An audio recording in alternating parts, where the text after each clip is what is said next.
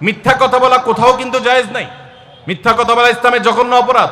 কিন্তু স্বামী স্ত্রী পরস্পরের সাথে প্রশংসামূলক, যেটাকে সহজ বাংলায় পাম্পট্টি বললাম, এই পাম্পট্টিমূলক বা প্রশংসামূলক মিথ্যা কথা বলা জায়েজ আছে। কিরকম? আবার এটা যাই এখন থেকে বাজার থেকে 500 টাকার কাপড় নিয়ে যায় বলেন 2000 টাকা দিয়ে কিনছি, এটা কিন্তু জায়েজ নাই। কেন জায়েজ নাই? কারণ কোনোভাবে যদি ওই 500 টাকার ট্যাগ মহিলা ধরে ফেলতে পারে, তাহলে মায়ের কিন্তু একটাও নিচে পড়বে না। বলবে মিথ্যুকের পুত মিথ্যুক, সারা জন্মে এই কাম করে আসছোস, তাইলে ওই রকম মিথ্যা কথা বলা যাবে না। আমার পরিচিত এক লোক আছে, সরকারি একজন কর্মকর্তা বড়, উনি বলেন যে মহিলাদেরকে বাজার করে খুশি করার মতো কঠিন কাজ আরেকটা খুব কম আছে। যারা সংসার করেন তারা জানেন।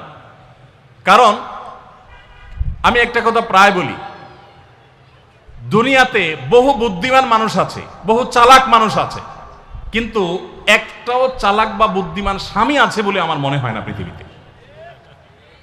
বুঝা ঠিক বলছেন? বহু চালাক বুদ্ধিমান মানুষ দুনিয়াতে আছে, কিন্তু কোন চালাক বা বুদ্ধিমান স্বামী দুনিয়াতে। তার মানে কি? প্রত্যেকটা বউয়ের কাছে তার স্বামীটা হলো আস্ত বেকুব। যত বড় শিক্ষিত হোক, যত বড় রাজনীতিবিদ হোক, যত বড় মাথাওয়ালা হোক, যত বড় শেয়ানা হোক, যত বড় ব্যবসায়ী হোক, বউয়ের কাছে বউগুলা, সব বউরা, মহিলারা মনে করে কি এ বেটা বেকুব। ম্যাক্সিমাম ক্ষেত্রে এটার ভিতরে আলাদা একটা আনন্দ আছে। বউয়ের কাছে বেশি শেয়ানা সাজার ভিতরে বেশি আনন্দ নাই। পরিবারের কাছে বেশি শেয়ানামি করতে হয় না, সেখানে বোকা সাজার ভিতরে একটা আনন্দ আছে। যাই হোক, তো ওই যে ভদ্রলোকের কথা বলছিলাম, বাজারের কথা বলছিলাম, যে বাজার করে মহিলাদের খুশি করা খুব কঠিন। আপনি গোশত কিনেন, মাছ কিনেন, যাই কিনেন, তারা খুব কমই সন্তুষ্ট থাকে বেশিরভাগ ক্ষেত্রে। সব মেয়েদের কথা বলছি না। কেন সন্তুষ্ট থাকে না? কারণ তারা আশা করে আরো কম দামে কিনবেন, আরো কম দামে কিনবেন। আপনি জিতে গেলে তারা খুশি, হেরে গেলে আপনারা বকা দিবে সে। তো এক সরকারি কর্মকর্তা, বড় কর্মকর্তা, আমাকে বলতেছিলেন যে দেখেন, আমি সারা জীবন বাজার করি আর বইয়ের বকা শুনি। আমি চলে যাওয়ার পর আমার অফিসের একজন কেরানি আছে, তাকে দায়িত্ব দিছি বাজার টাজার করার জন্য।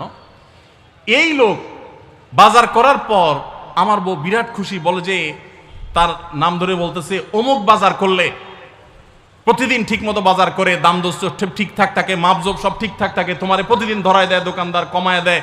2 কেজির গোশত আমার কাছে মনে হয় 1.5 কেজি দিছে, ওজন কম দিছে মনে হয়, নজরে উঠে না।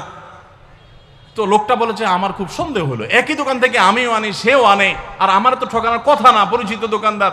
তাহলে মহিলা এই কথা বললো, তার ব্যাপারে কাহিনীটা কি? তারা ডেকে বলছে, বলো তো কাহিনী কি, সিক্রেটটা কি? তো লোকটা বলতেছে যে স্যার, সত্য বলতে কি, আমি গোশত 3 কেজি কিনলে ম্যাডামকে বলতাম 2 কেজি, 1000 টাকা কিনলে ম্যাডামরে বলতাম 500 টাকা। টাকা তো আপনি দিবেন, আপনার সাথে বোঝাপড়া হবে, কিন্তু আমি জানি বাসায় এটা বললে বউরা খুশি থাকে। তো এই জন্য আমি একটু কমায় কমায় বলি দাম, আর জিনিস কমায় কমায় বলি। তখন সে প্রতিদিন 2 কেজি মাংস যেটা দেখে আপনি আনেন, আজকে দেখে যে সে 1 কেজি মাংস ওই পরিমাণ, তখন সে তো খুশি হবেই স্যার। তখন ওই লোকটা বলতেছে দেখেন, সে এইটা করে আমার গোটা সংসারে আগুন ধরায় দিস। তো এইভাবে মিথ্যা কথা বলা কিন্তু জায়েজ নাই। কোন মিথ্যা কথা বলা জায়েজ আছে? ধরেন আপনি আপনার বউরে বললেন, দেখো তুমি চাঁদের চাইতেও সুন্দর। কিসের চাইতে সুন্দর? ভাই চাঁদের চাইতে উজ্জ্বল মানুষ হয় সম্ভব? ডাহা মিথ্যা কথা না? কিন্তু এই মিথ্যা কথা বলা কি আছে? জায়েজ আছে।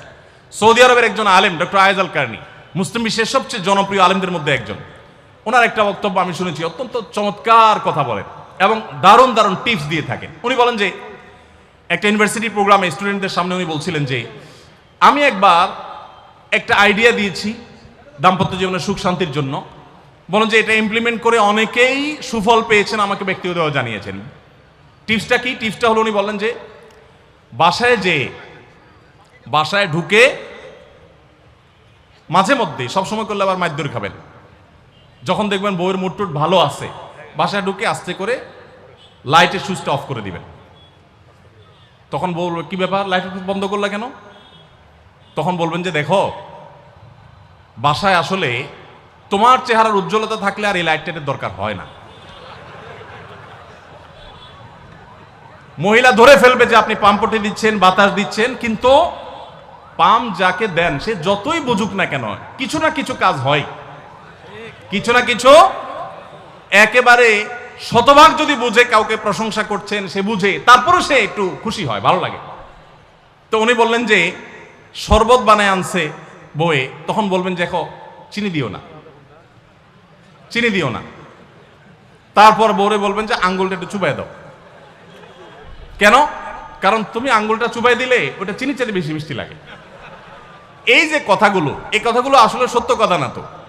এই টাইপের কথা স্বামী স্ত্রীর মধ্যে মিথ্যা হলেও সেটা কি আছে? জায়েজ আছে। ভাইরা আমার, এই জন্য দাম্পত্য জীবনে সুখ শান্তির জন্য একে অন্যকে ভালোবাসা, প্রশংসা করতে জানা, বিশেষ করে স্বীকৃতি দিতে জানা, ভালো গুণগুলোর কথা বলা, এটা হারিয়ে গেছে। অনেকে মনে করে যে না, ভালো গুণ বললে মাথায় উঠবে। এটা ভুল। মাথায় উঠবে সেটা ব্যালেন্স করার জন্য আপনাকে অন্য কাজ করতে হবে, কিন্তু তাহলে প্রশংসা করতে কার্পণ্য করা যাবে না, স্বীকৃতি দিতে হবে। 5 নম্বর হলো দাম্পত্য জীবনের সুখ শান্তির জন্য একে অন্যের যে কনসার্নের জায়গাগুলো আছে, ইস্যুগুলো আছে, এগুলোকে মাথায় রেখে চলতে হয়। যেমন আপনি স্বামী হিসাবে বউয়ের বাপের বাড়ির মানুষদের বদনামি থাকলেও করবেন না। তারা কৃপণ, তারা অনেক সমস্যা আছে, এগুলো থাকলেও বউয়ের কাছে করবেন না। কারণ কোনো মেয়ের কাছেই নিজের বাপ মা, নিজের ভাই বোনের কোনো দোষ শুনতে ভালো লাগে। আপনি তার কাছে বললে সমাধান হবে না তো, বরং অশান্তি বাড়বে। তাহলে কি লাভ? আপনি এগুলো ভেতরে ভিতরে রাখেন, সবকিছু বলতে যান না। এবং তাদের পারলে আরো প্রশংসা করেন যে আমার শাশুড়ির রান্নাটা খুব ভালো, মাশাআল্লাহ, আমার শ্যালকের এই গুণটা খুবই ভালো, আমার শ্যালিকার ওই গুণটা ভালো।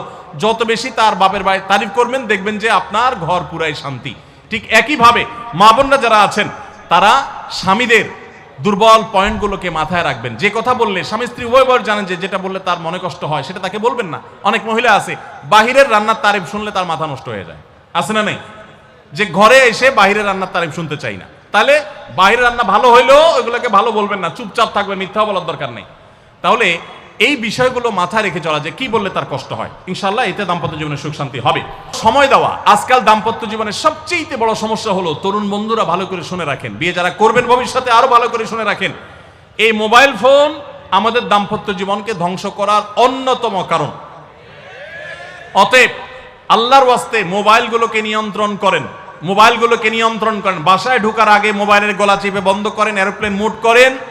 ফ্যামিলিকে একান্তে কিছু সময় দেন। সারাক্ষণ খাচ্ছেন মোবাইল টিপতে টিপতে, ওই যে কৌতুক আছে না, যে মোবাইল টিপতে টিপতে খাচ্ছে, খায়া ডাইল মনে করে পানি ঢেলে নিছে পাতে।